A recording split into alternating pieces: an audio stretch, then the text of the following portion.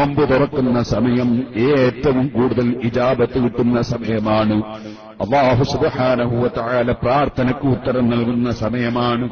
ആ സമയത്ത് നമ്മൾ നോമ്പ് തുറക്കാൻ വേണ്ടി കൊണ്ടുവന്നു വെച്ചിരിക്കുന്ന സദ്യയെ സംബന്ധിച്ചും മറ്റ് വിഷയങ്ങളെ സംബന്ധിച്ചും ചർച്ച ചെയ്യുന്നതിന് പകരം അല്ലാഹുവിനോട് ധാരാളമായി പറയേണ്ടത്, ഏതൊരു മനുഷ്യനും ഒരു പണി തീരുന്ന സമയത്തല്ലേ കൂലി കിട്ടുക. ആ നിലക്ക് നോമ്പ് തുറക്കുന്ന സമയമാണ് ഏറ്റവും കൂടുതൽ റബ്ബിൽ നിന്ന് പ്രതിഫലം കിട്ടുന്ന സമയമെന്ന നിലക്ക് അല്ലാഹുമ്മ അഅ്തിഖ്നീ മിനന്നാർ وادخلني الجنة يا رب العالمين.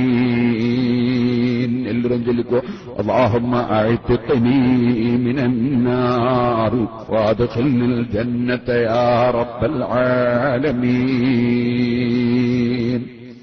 اللهم اعتقني. പലരും പറയുന്ന സമയത്ത് اللهم اعتقني എന്ന് പറയാറുണ്ട്.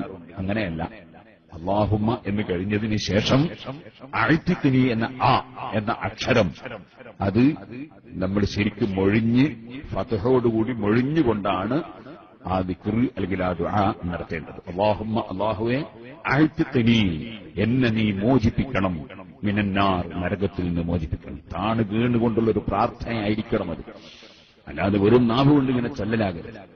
അല്ലാഹുമ്മ അഅ്തിഖ്നി മിനന്നാർ. അത് അല്ലാഹുവിനോട് ഏറ്റവും കൂടുതൽ ചോദിക്കാൻ ഉള്ള സമയമാണ് നോമ്പ് തുറക്കുന്ന സമയം. അസ്സായിമു ഹീന യുഫ്തിറു, നോമ്പുകാരൻ നോമ്പ് കുറിക്കുന്ന സമയത്ത് ദുആക്ക് ഉത്തരം ലഭിക്കുമെന്ന് മുഹമ്മദ് റസൂലുള്ളാഹി സ്വല്ലല്ലാഹു അലൈഹി വസല്ലം പ്രത്യേകം പറഞ്ഞിട്ടുണ്ട്. അല്ലാഹുവേ, എത്രയോ ആളുകളെ നീ നരകത്തിൽ നിന്ന് മോചിപ്പിക്കുന്ന മാസമാണിത്. സാധുക്കളായ ഞങ്ങളെയും ഞങ്ങളെ ഉമ്മബാപ്പമാരെയും ഞങ്ങളെ ഉസ്താദുമാരെയും ശിഷ്യന്മാരെയും ഞങ്ങളെ സ്നേഹിച്ച സർവ്വ മുഅ്മിനീങ്ങളെയും മുഅ്മിനാത്തുകളെയും നിന്റെ നരകത്തിൽ നിന്ന് നീ മോചിപ്പിക്കണം റഹ്മാൻ. നിന്നോട് അതിന്റെ പേരിൽ ആരും ചോദ്യം ചെയ്യാനില്ല. ഞങ്ങളെല്ലാം നരകത്തിൽ നിന്ന് മോചിപ്പിച്ചതുകൊണ്ട് നിനക്കൊന്നും കുറഞ്ഞു പോകാനില്ല.